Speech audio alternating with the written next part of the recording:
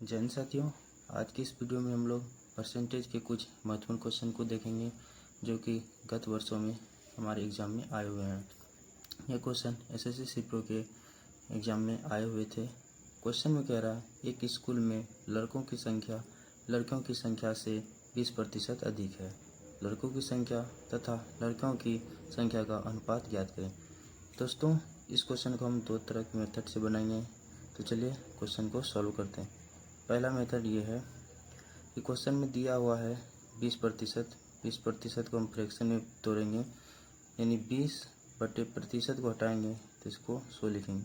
20 को एक बार में, और 20 से 100 को 5 बार में, यानी कि 1/5। इसमें से कहा गया है कि लड़कों की संख्या लड़कियों की संख्या से 20% अधिक है। यानी अगर लड़की की संख्या 5 है तो लड़कों की संख्या उससे अधिक है, यानी कितना हो जाएगा, 1 अधिक हो जाएगा। यानी 1 क्या हो जाएगा, प्लस हो जाएगा। यानी कि अगर गर्ल की संख्या 5 है तो बॉय की संख्या कितनी हो जाएगी, 6। यानी अनुपात हम निकाले बॉय और गर्ल की तो हो जाएगा हमारे पास 6:5। ये हो गया हमारा पहला मेथड। दूसरा मेथड हम लोग देखते हैं दोस्तों। मान लेते दोस्तों, ये हमारा बॉय है, ये हमारा गर्ल है। क्वेश्चन में क्या गया कि लड़कियों की संख्या से जो है 20% अधिक है लड़कों की संख्या। अगर लड़कियों की संख्या हमारा 100 है तो लड़कों की संख्या क्या हो जाएगी, 120, क्योंकि 20% अधिक है। अब क्या करेंगे, 0 से 0 काट देंगे, 2 से इसे काटेंगे 6 बार में, 2 से इसे काटेंगे 5 बार में, यानी कि हमारा जो अनुपात आ जाएगा 6:5। यानी कि हमारा जो क्वेश्चन का आंसर भी हो जाएगा 6:5, जो कि ऑप्शन नंबर 1 में जो बिल्कुल सही है। अगला क्वेश्चन है, 2022 में शहर ए की जनसंख्या 62,500 थी। एक वर्ष बाद शहर ए की जनसंख्या बढ़कर 75,000 हो गई। जनसंख्या में प्रतिशत वृद्धि कितनी है। दोस्तों, इसे बनाने के लिए सबसे पहले हमें इसका रेशियो लेना पड़ेगा। पहले साल जो है इसकी जनसंख्या क्या थी, 62,500। उसके बाद बढ़ के कितनी हो गई, 75,000 हो गई दोस्तों। तो 2 जीरो से 2 जीरो काट देंगे, 25 से इसे काटेंगे 25 बार में, 25 से इसे काटेंगे 30 बार में। यह भी 5 से और कटेगा, 5 से इसे काट देंगे 5 बार में, 5 से इसे काट देंगे 6 बार में। यानी कहने का मतलब कि पहले अगर जनसंख्या 5 थी तो अब जो जनसंख्या हो गई हमारी वो 6 हो गई।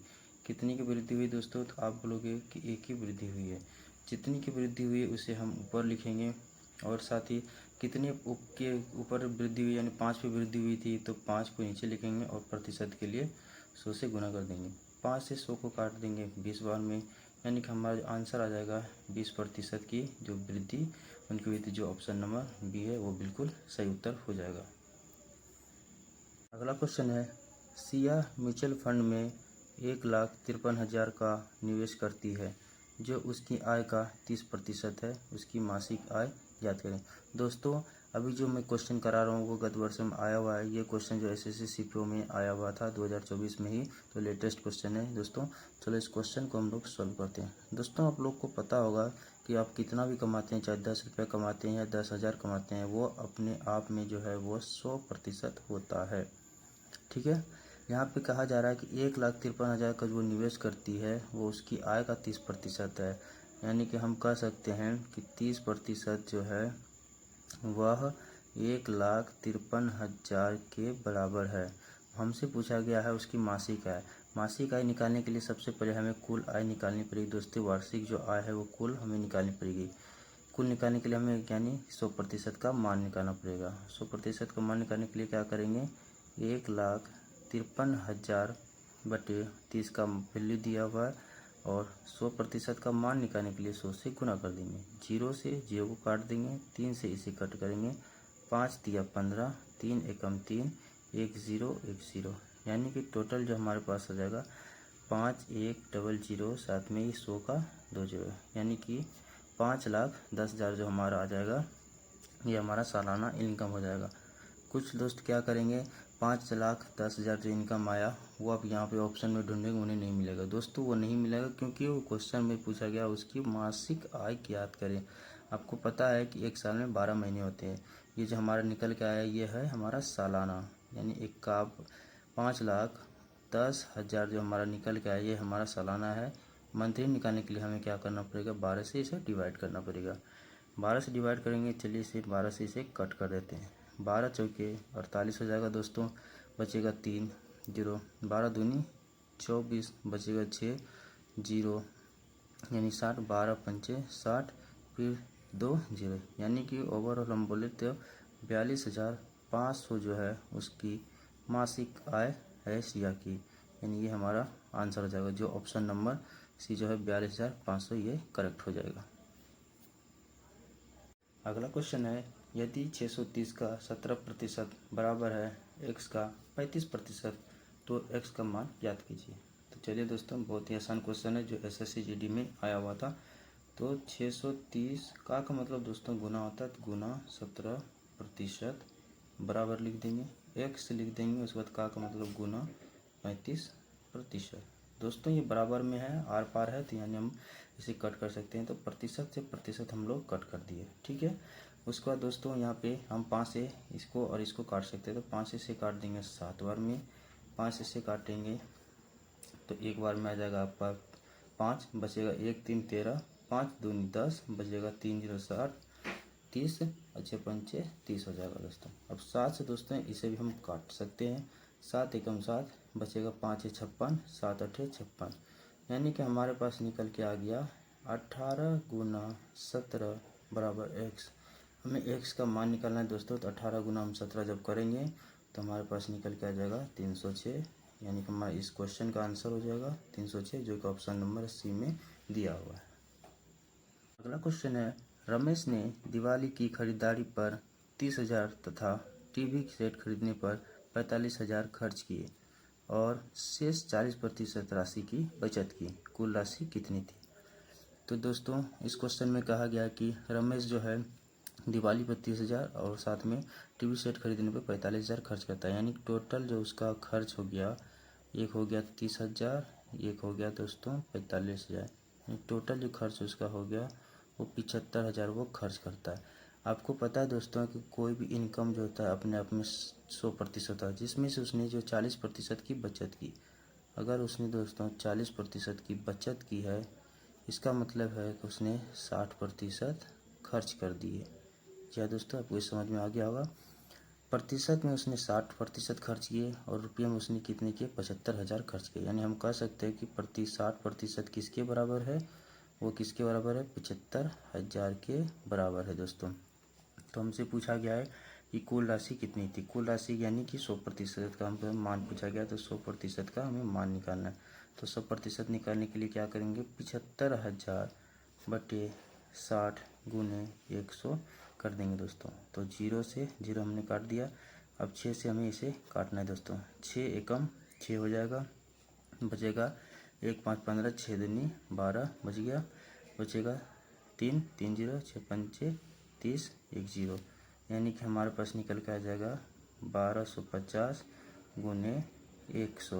और जब हम इसे गुना करेंगे तो 1250 जीरो जीरो, यानी कि हमारे पास निकल के आ जाएगा 1,25,000 जो है उसकी कुल राशि थी, जो हमारे ऑप्शन नंबर बी में दिया हुआ है दोस्तों।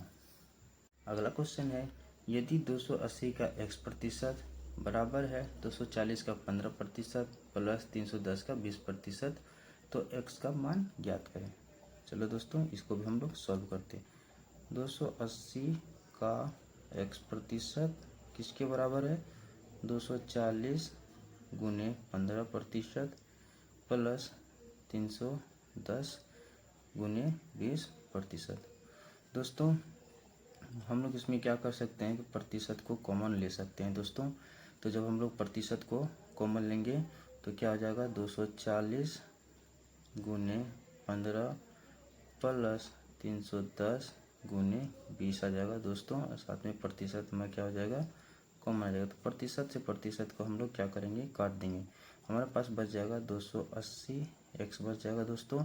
इसके बाद दोस्तों इधर बच जाएगा हमारे पास 240 गुने 15 प्लस 310 गुने 20 बच जाएगा दोस्तों।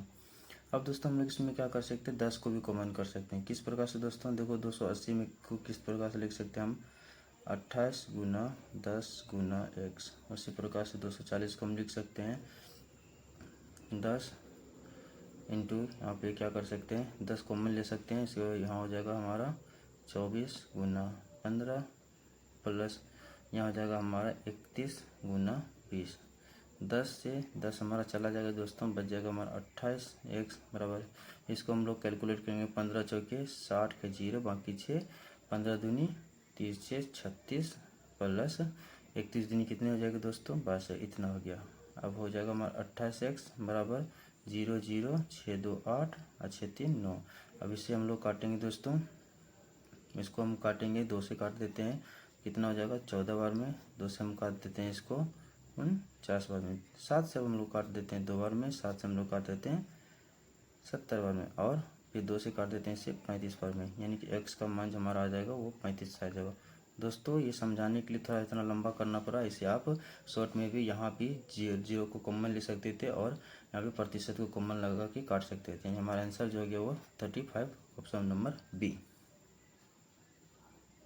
अगला क्वेश्चन है, दो संख्याएं तीसरी संख्या से क्रमशः 10% और 25% अधिक है, उन दोनों संख्या का अनुपात निकले। सबसे पहले हम लोग क्या करेंगे, 3 संख्याएं लिख लेंगे दोस्तों, 1 2 3।